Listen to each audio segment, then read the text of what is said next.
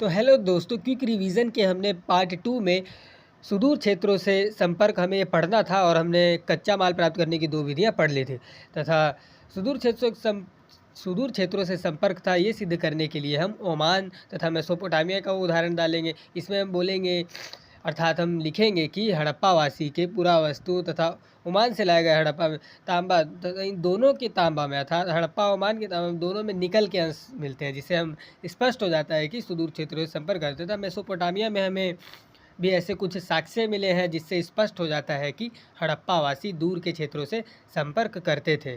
उसके बाद हमारा जो टॉपिक है अगला मोहरे में हम क्या पढ़ेंगे दोस्तों कि मोहरे जो थी यह व्यापार के लिए, ये व्यापार लंबी दूरी वाले व्यापार के लिए ये सुविधाजनक थी। अर्थात हम किसी थैलों को एक जगह से दूसरे जगह तक भेज रहे हैं तो हमें कैसे पता लगेगा कि ये थैला सुरक्षित है, तो इसके लिए थैले को बांधकर उसके मुंह पर एक गीली मिट्टी लगाकर उस पर मोहर लगा दी जाती थी, जिससे पता लग जाता था कि थैले के साथ छेड़छाड़ हुई है या नहीं। तथा लिपि के बारे में बात करें तो लिपि इनकी रहस्यात्मक लिपि थी। 350 से 400 तक चित्र थे। ये इसका मतलब ये चित्रात्मक लिपि थी तथा यह दाएं से बाईं ओर लिखी गई थी और तथा इस लिपि को अभी तक समझा नहीं जा सका है। उसके बाद हम आ जाते हैं बाट पर। दोस्तों बाट जो है ये तौलने वाली एक चीज़ थी जो कि चर्ट नामक पत्थर से बनाई जाती थी और इसका मानदंड द्विआधारी होता था, अर्थात ये दशमलव प्रणाली का अनुसरण करके छोटे बाटों का भी यूज़ या आभूषण को तथा मनकों को तौलने के लिए करते थे। उसके बाद हम धार्मिक हड़प्पावासी के धार्मिक विश्वास पर आ जाते हैं, अर्थात प्रासाद तथा शासक। प्रासाद तथा शासक दोस्तों धार्मिक विश्वास का नहीं है, ये हमारा आएगा शासक वर्ग के बारे में।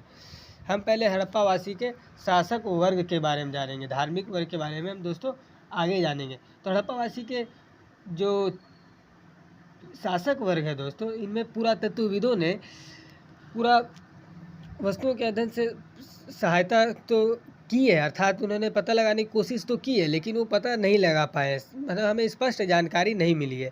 इसी प्रकार से हम दोस्तों सभ्यता के अंत के बारे में जानते हैं कि सभ्यता का अंत कैसे हुआ। तो दोस्तों सभ्यता का अंत ऐसे हुआ कि 1800 ईसा पूर्व आते आते हड़प्पावासी के बड़े बड़े जो हमारे स्थल थे उन्होंने उस बनाना त्याग दिया था। मोहरे बाट हमें ये सब नहीं मिल रहा है और फिर प्राकृतिक आपदा तथा आर्यों का आक्रमण, जिसके कारण हड़प्पा सभ्यता का अंत हुआ। उसके बाद हम आ जाते हैं कनिंघम का भरम। दोस्तों कनिंघम के भरम में कनिंघम जो कि भारतीय पुरातात्विक सर्वेक्षण के जनरल डायरेक्टर थे, जो कि